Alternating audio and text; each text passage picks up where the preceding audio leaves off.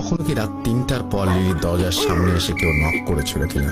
Lily সম্মতি দিলে তারা লিলিকে আতঙ্ক নিয়ে জিজ্ঞাসা করে সে রুমের দরজা খুলেছে কিনা।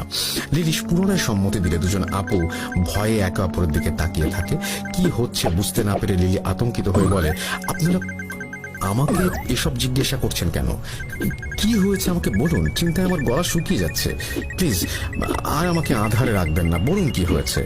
দুজন আপুর মধ্যে একজন লিলিকে পানি খেতে দিয়ে তার পাশে বসে আর বলে, যা বলছি তা শুনে তোমার বিশ্বাস নাও হতে পারে, কিন্তু যা বলছি তার সবকিছুই সত্য। 14 নম্বর রুম প্রায় 2 বছর যাবৎ বন্ধ। এই রুমে অনেক বছর আগে এক আপুর রহস্যজনক মৃত্যু হয়।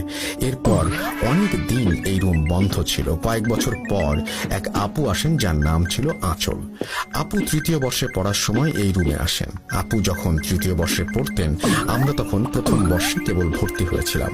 আপু খুব ভালো মানুষ ছিলেন।